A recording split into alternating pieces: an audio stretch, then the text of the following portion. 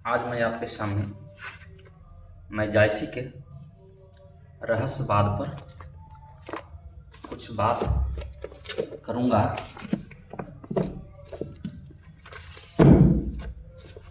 आखिर जायसी का रहस्यवाद क्या है, इसे जानने से पहले हमें भारतीय ज्ञान दर्शन के बारे में जानना होगा। आपने सुना होगा कि भारतीय दर्शन का अद्वैतवाद जो परम सत्ता की एकता की बात करती है, यानी ईश्वर एक है की बात करती है। इसमें तार्किक माध्यम से,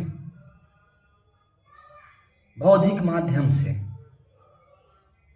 एक बताया गया है कि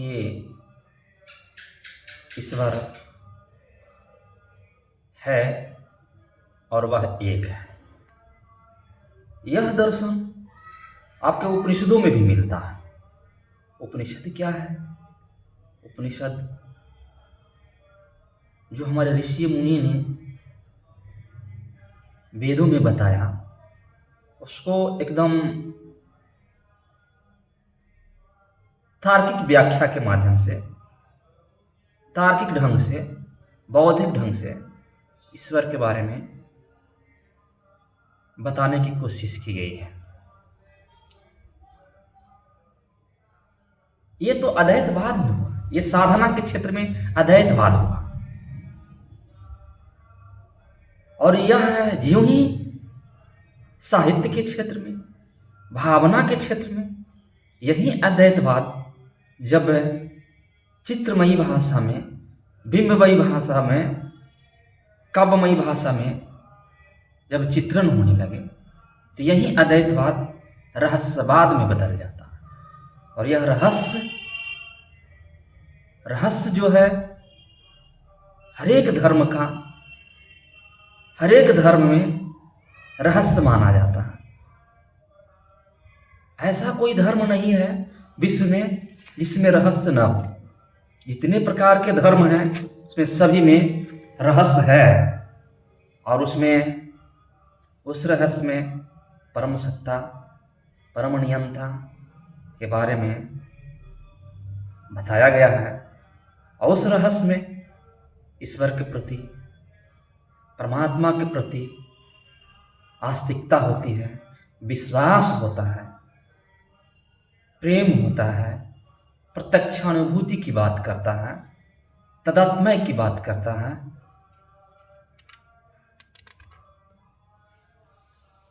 और इसे प्राप्ति के लिए साधनात्मक ढंग से नियम परिनियम के द्वारा उसे प्राप्त किया जाता है। यह रहस्यवाद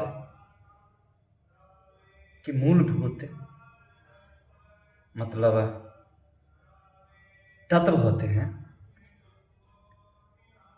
जिसमें आस्तिकता तो होती ही है, गुरु का प्रसाद भी होता है, गुरु का दर्शन होता है, गुरु का बताए हुए मार्ग पर चलना पड़ता है, उसमें प्रेम की भी बात होती है। उस परमात्मा को पाने के लिए प्रेम का मार्ग ही सबसे सहज माना जाता है, और उस प्रेम के द्वारा ही परमात्मा को प्राप्त किया जाता है। और जब हम प्रेम के द्वारा किसी ईश्वर के प्रति अनुरक्त हो जाते हैं, तो यूं ही हम अनुरक्त होंगे तो अन्य चीज़ों से, भाई बांधव से, माता पिता से,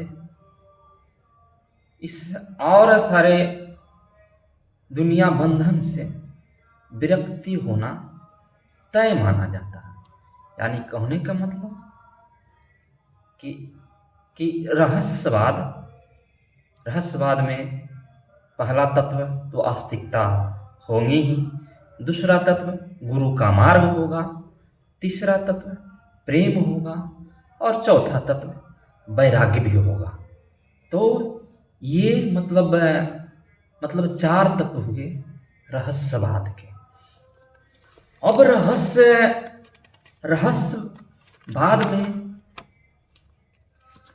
रहस्यवाद को हम लोग दो भेदों में करके देखते हैं, एक साधनात्मक रहस्यवाद, एक भावनात्मक रहस्यवाद।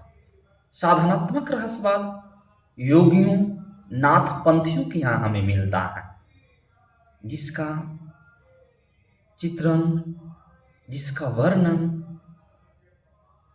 कबीरदास ने अपने साहित्य में बहुत ही अच्छे ढंग से किया है। और उनका जो रहस्यवाद है साधनात्मक रहस्यवाद है, जिसमें हठ योग की साधना को भी महत्वपूर्ण स्थान मिला है। और थोड़े बहुत छुटपुट भावात्मक जो रहस्यवाद कबीरदास के साहित्य में मिलते हैं, वह सूफी संतों के प्रभाव से मिलते हैं। जैसे उन्होंने कभी कभी अपने पद में उन्होंने कहा है कि मैं राम की बहुरिया हूँ और वे मेरे जो परमेश्वर हैं, मेरे दुल्हा हैं। इस रूप में कहीं थोड़ी बहुत चर्चा हुई है। तो सूफियों का प्रसाद है, सूफियों का एक छींटा है, मगर ज़्यादातर उन्होंने साधनात्मक रहस्यवाद की ही चर्चा की है। यानी अपने अंतर्मन में ही, यानी शरीर के घट में ही, इस पिंड में, शरीर रूपी पिंड में ही परमात्मा को खोजने की कोशिश की है, अनुभव करने की कोशिश की है। उन्होंने कुंडलिनी को जागृत करके मूलाधार चक्र, आज्ञा चक्र, मणिपुर चक्र को भेदते हुए सहस्त्रार चक्र तक की जो दूरी तय की कराई है कुंडलिनी जागृत करके। और उसमें उस योगी को आनंदनाद होता है, और उस आनंदनाद में कुछ नहीं सुनाई पड़ता है। और जो जिह्वा होती है उस समय योगास्थ मुद्रा में और तालों से सटी होती है। और जब सहस्रार चक्र में कुंडलिनी पहुंचती है तो जिह्वा को एक मीठी अनुभूति होती है, और जैसे लगता है कि परम तत्व से तादात्म्य हो रहा है। ऐसे कबीरदास के साधनात्मक रहस्यवाद में हमें मिलता है। अब हमें रहस्यवाद जो है सूफियों के यहाँ थोड़ा बदल जाता है, और यही मूलतः सूफियों का रहस्यवाद ही मूलतः रहस्यवाद है, जिसे भावात्मक रहस्यवाद कहते हैं।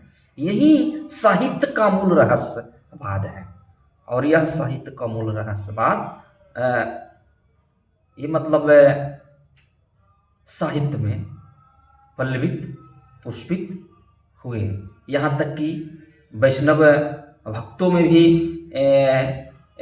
इसका प्रसार हुआ, और मीरा में भी देखने को मिलता है, महादेवी में भी देखने को मिलता है। मगर हम यहाँ सबसे पहले इस सूफी संतों में कैसे इस रहस्यवाद आया, इसको हमें देखेंगे।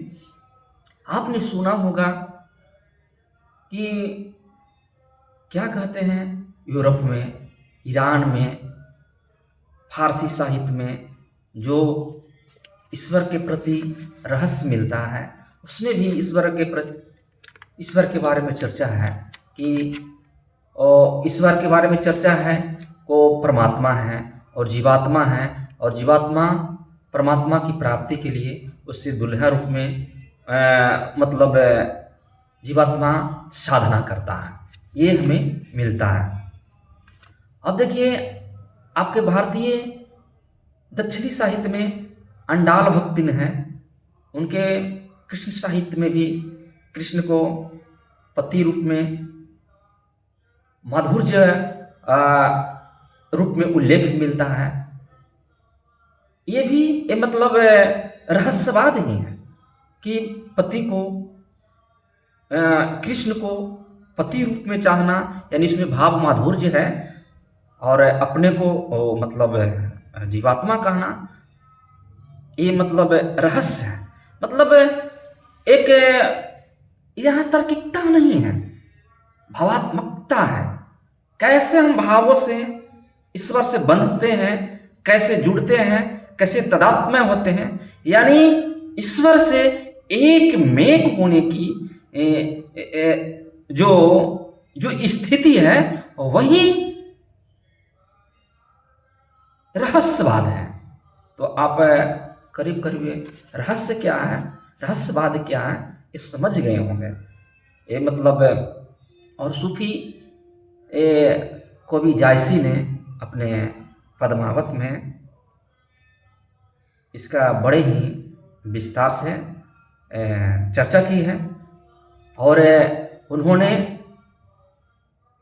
एक नायिका के रूप में ईश्वर की परिकल्पना की है। और उसकी प्राप्ति के लिए जीवात्मा जो होते हैं, सभी जीवात्मा, यानी पुरुष को माना गया जीवात्मा, और नायिका को माना गया परमात्मा। यानी पद्मावती वहाँ नायिका है, और उसकी प्राप्ति के लिए रत्नसेन जो जीवात्मा है, और प्राप्ति के लिए उद्यत होता है। और वो परमात्मा को साधनात्मक ढंग से एक तरह से उसमें उसके हृदय में प्रेम जगता है, वियोग होता है, और उसे प्राप्ति के लिए साधनात्मक ढंग से हृदय में साधना करते हुए पद्मावती को प्राप्त करता है, विघ्न बाधाओं को झेलते हुए। ऐसा पद्मावत में दिखाया गया है। यानी सूफी कवि जायसी ने मतलब एक थोड़ा सा चेंजिंग ला दिया कि नायिका है ही परमात्मा है, और उसे प्राप्ति के लिए प्रेम का सहारा लेना आवश्यक है। बिना हम प्रेम के परमात्मा को प्राप्त नहीं कर सकते हैं।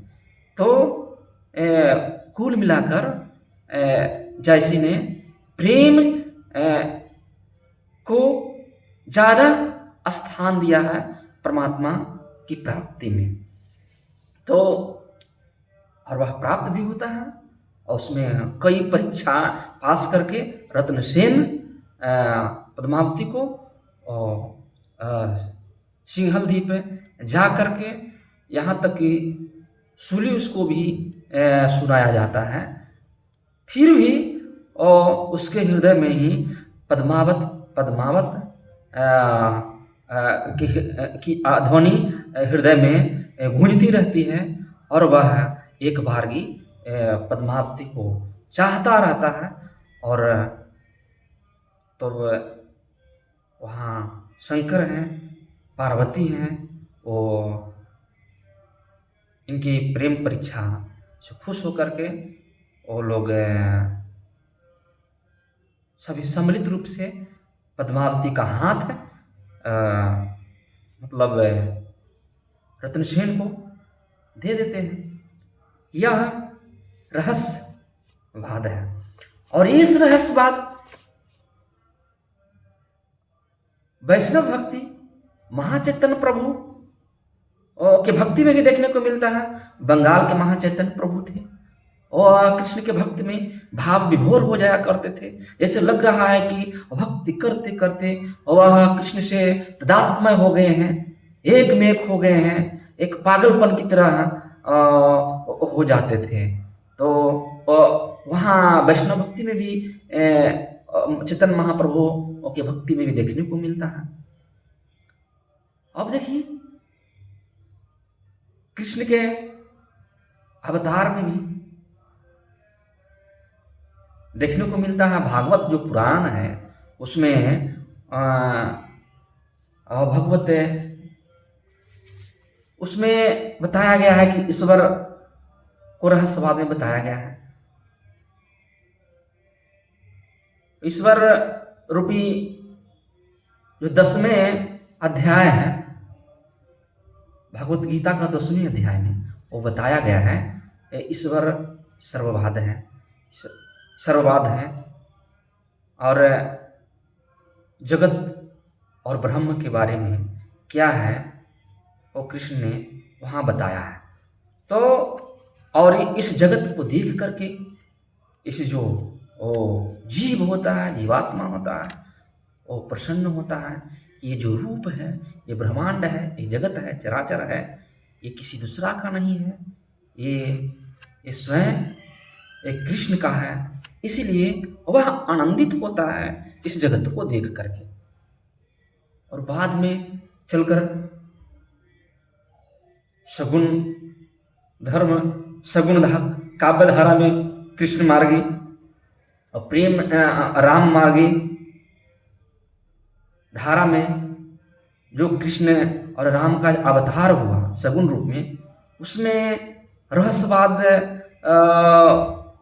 मतलब खत्म हो गया।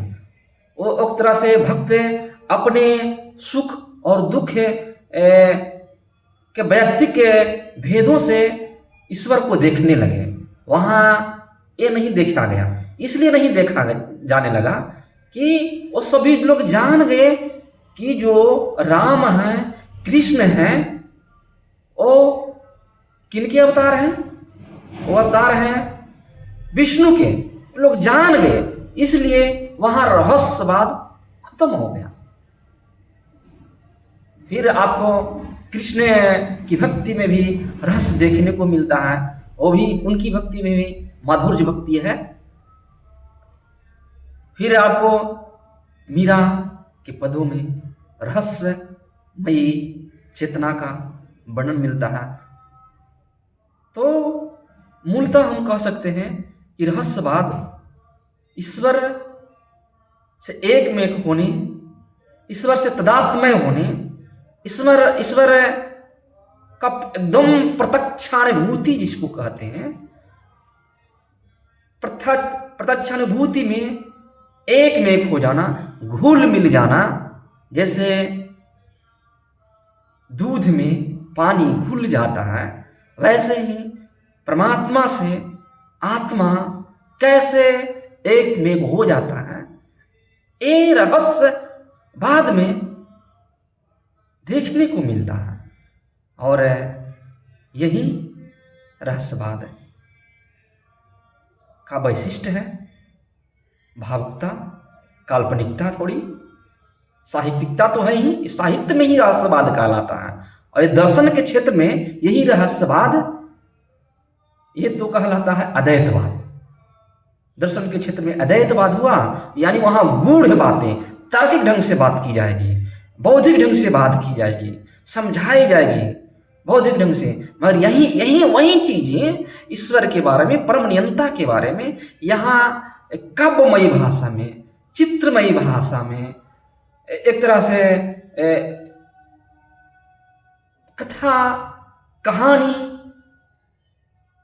के माध्यम से सरल शब्दों में, सरल भाषा में समझाई जाएगी और कथा वस्तु के माध्यम से, ताकि लोग को समझने में, लोगों को समझने में परेशानी नहीं हो कि ये परमात्मा है, ये जीवात्मा है, उन्हें ऐसा व्यवहार करना चाहिए, उनका व्यवहार ऐसा है, ऐसे हम मिलेंगे।